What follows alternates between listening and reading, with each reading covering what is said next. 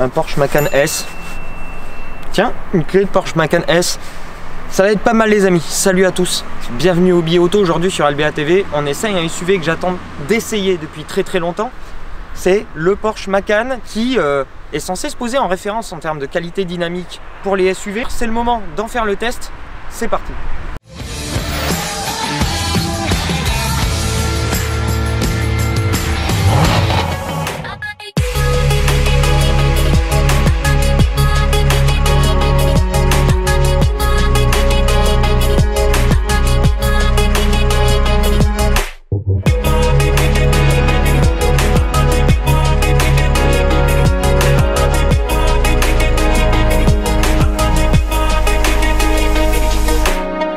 Déjà on va commencer par l'extérieur et le Porsche Macan à l'extérieur c'est une Porsche, hein, on peut pas se tromper, c'est un petit Cayenne, à ceci près que à mon sens il est un petit peu mieux proportionné. On a des dimensions qui sont déjà un petit peu plus humaines, 4,70 m presque de long, 1,92 m de large, ça commence à faire un petit peu plus d'1,60 m de haut. Là on a une grille de calandre avec des grosses ouvertures assez échancrées pour laisser la place au radiateur parce que ça respire un petit peu. On a les feux caractéristiques. Ici on a l'option full LED qui est très jolie avec les 4 petits feux de jour. Pour moi ça fait de l'effet. Les rétros posés sur les portières, un flanc, un poil creusé avec des petits empiècements en carbone ici. D'habitude cet exemplaire est chaussé en 21 pouces avec des jantes turbo look qui sont du plus bel effet. Là on a des jantes de 19 avec du Pirelli, du Scorpion Winter, des pneus hiver. C'est assez adapté aujourd'hui dans la vallée de Chevreuse. Il fait assez froid, il fait 5 degrés et il pleut hein, depuis ce matin. Là on a une petite fenêtre de 3 minutes où il pleut pas, c'est pour ça que j'en profite. Et sur cette version là on a aussi une jolie config en bleu saphir. Alors effectivement c'est une couleur qui ressort un petit peu, mais ça rend très bien et ça va parfaitement avec l'habitacle. L'habitacle on en reparle juste après. Pour la suite on passe à l'arrière, c'est parti. Hop, et voilà à l'arrière. À l'arrière, on a un porte-à-faux réduit et on a ces feux qui ont été inaugurés donc avec ce Macan en 2014, mais qui a posé les bases de ce qu'on retrouve aujourd'hui sur le nouveau Cayenne et sur la phase 2 de la 991 que j'ai pu essayer en GTS au mois de septembre dernier. Le lien est là ou là, je sais plus. Et c'est plutôt bien proportionné. On a la plaque d'IMAT qui passe sur le pare-choc et ça laisse beaucoup de place pour pouvoir assumer sa Porsche. Voilà, Macan S. Tout est dit, on a la quadruple sortie d'échappement qui ici est en noir, c'est distinctif de l'échappement sport, on va en reparler un petit peu tout à l'heure. Ça sonne pas mal et on va avoir le coffre. Petite subtilité, j'ai cherché pendant 10 minutes le bouton d'ouverture, en fait il est juste ici. Et le coffre, le coffre c'est 500 litres. Et jusqu'à 1500 avec la banquette rabattue, on est bien pour pouvoir partir en vacances, au ski. Pour le côté pratique, c'est bon, mais bon. Clairement, on n'est pas là pour ça. On va passer à l'intérieur déjà. C'est parti.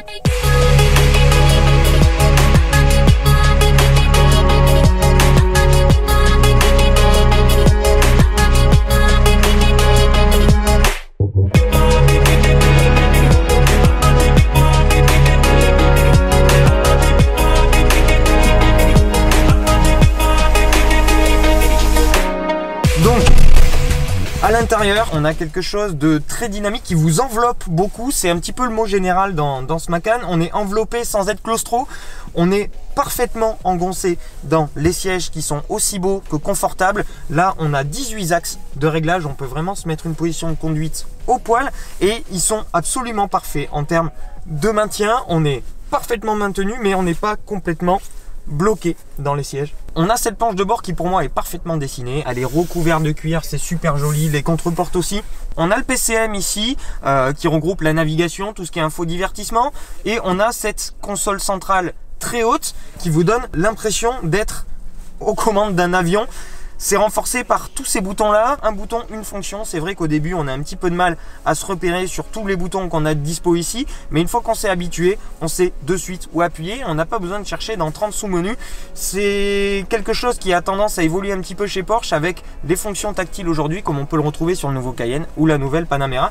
Mais je dois avouer que je suis assez fan de cette disposition là. On est parfaitement installé, on peut se mettre bien bas dans la voiture et on a ce volant qui est repris directement des 918 Spider, des nouvelles 911, qui est parfaitement dimensionné, qu'on a très bien en main, qu'on n'a pas envie de lâcher, et on a les palettes qui sont juste derrière, qui commandent la boîte PDK 7 rapports, la seule disponible sur ce Macan. On a les 3 compteurs ici, contour central avec l'écran digital qui va regrouper toutes les infos, ordinateur de bord, GPS, etc. Comme d'habitude, signe distinctif, la clé à gauche. Pour la petite histoire, la clé à gauche, pour ceux qui ne connaissent pas, ça vient du Mans et c'était pour pouvoir passer la première et démarrer la voiture en même temps. On va prendre la route, c'est parti, il n'y a plus qu'à démarrer. On réveille le V6 3 litres biturbo de 340 chevaux et on part sur la route. Let's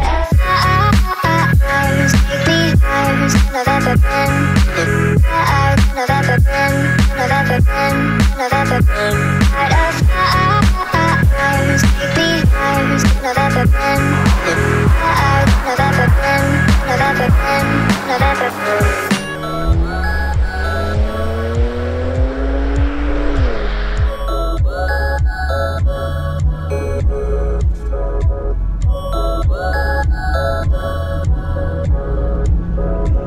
Alors on va commencer en mode normal, l'équivalent du mode confort. Là, on a l'échappement qui est fermé, là on a les suspensions au plus souple, la direction au plus souple et la pédale d'accélérateur au plus progressif. C'est extrêmement bien filtré, toutes les aspérités passent à l'as, on a vraiment une suspension de limousine presque. Et on a un centre de gravité un petit peu plus haut, ce qui fait que par exemple, en ville, ça se débrouille plutôt bien. On a une bonne vision périphérique et on peut manœuvrer très facilement ce Macan qui a des proportions très pratiques pour se faufiler en ville. La direction est très progressive, l'accélérateur est super progressif et la boîte PDK est d'une douceur remarquable. Mais si vous voulez vous faire un petit peu plaisir, il vous suffit de passer en mode sport. Le mode sport, ça va durcir un tout petit peu la direction, ça va rendre la pédale d'accélérateur un peu susceptible et ça va très légèrement raffermir la suspension pour peu que vous ayez opté par la suspension adaptative. Notre modèle là, il a également les suspensions pilotées, ce qui fait que ça rabaisse un petit peu l'assiette de la voiture. Et on se retrouve avec un comportement plus dynamique, une voiture encore plus verrouillée. On se retrouve avec un châssis qui va annihiler quasiment tout roulis, tout engage et qui va limite vous offrir un comportement de berline sportive. Et c'est assez impressionnant quand on prend en compte le poids de 1950 kg et le centre de gravité.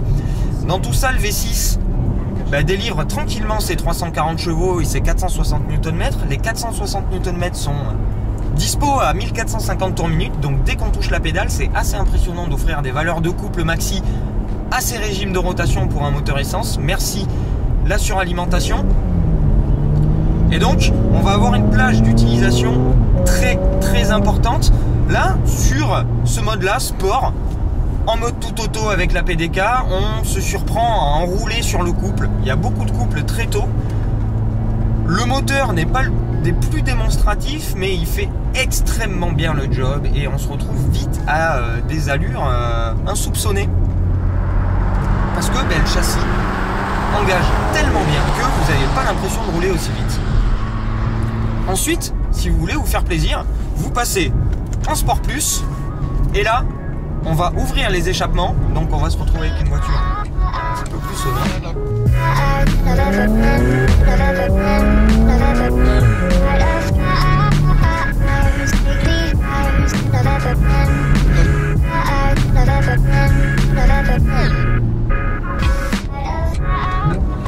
Et la boîte, j'ai rien touché, elle vient de rétrograder à 4200 tours minute. Et on se retrouve avec quelque chose d'assez impressionnant. La poussée est ultra franche et on se retrouve avec une sonorité très rauque qui est juste présente dans l'habitacle mais qui n'est pas entêtante. Ça sonne beaucoup plus fort de l'extérieur. Et la sonorité est agréable, même si c'est pas le ton le plus remarquable qu'on ait entendu, c'est toujours très agréable à écouter. Dans tout ça, la boîte PDK est extrêmement bien gérée en mode auto sur le Sport Plus.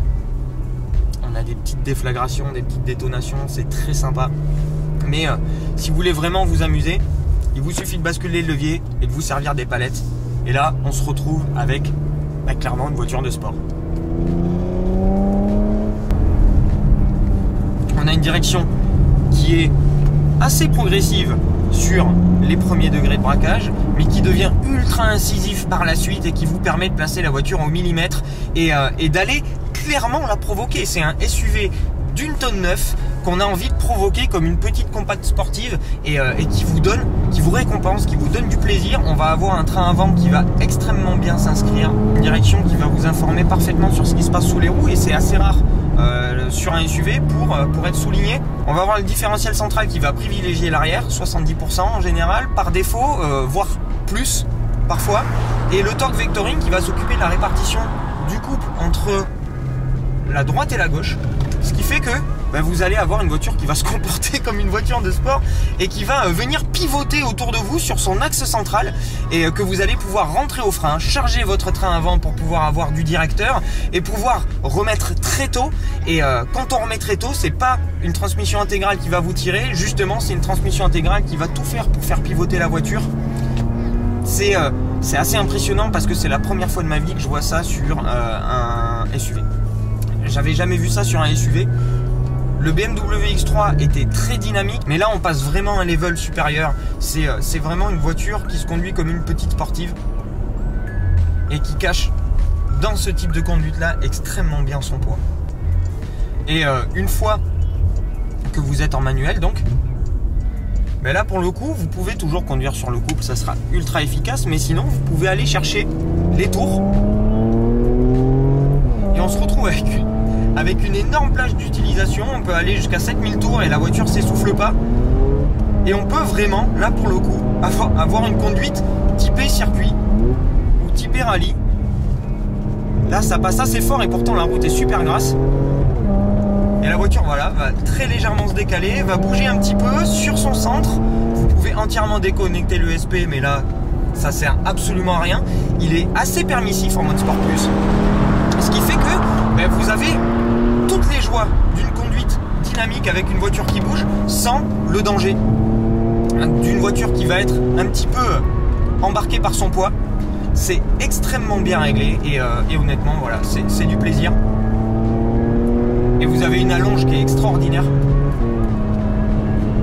Clairement vous mettez une troisième et vous faites tout avec. C'est vraiment une auto qui est ultra agréable. On a 5 places, une habitabilité super bonne à l'arrière, un grand coffre, une voiture super confortable sur les longs trajets, mais qui peut se révéler entièrement différente sur une petite route qui tourne. Et là clairement je suis extrêmement bluffé par le comportement routier et le comportement dynamique de ce Macan S sur les petites routes tournoyantes de la vallée de Chevreuse qui m'a bluffé. Aujourd'hui je peux l'affirmer, de tous les SUV que j'ai eu l'occasion de conduire, et j'en ai fait, c'est la référence en termes de comportement routier. Clairement, la boucle est bouclée avec ce Macan S, et je vais être tout à fait honnête avec vous les amis. Gros coup de cœur encore une fois. Je sais, j'ai beaucoup de coups de cœur depuis le début de l'année. Mais là, il va vraiment falloir un démon de pneus et beaucoup de persuasion pour me faire sortir de la voiture.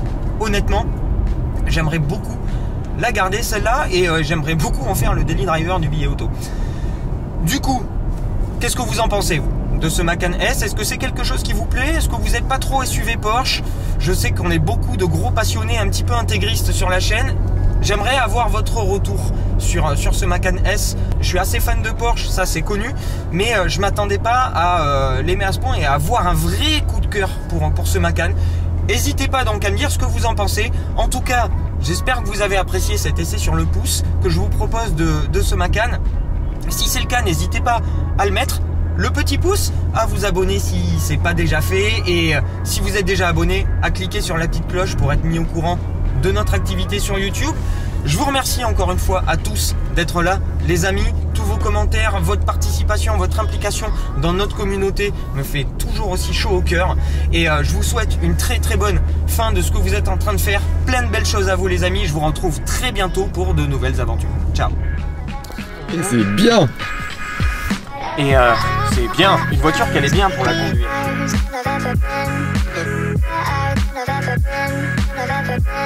Never been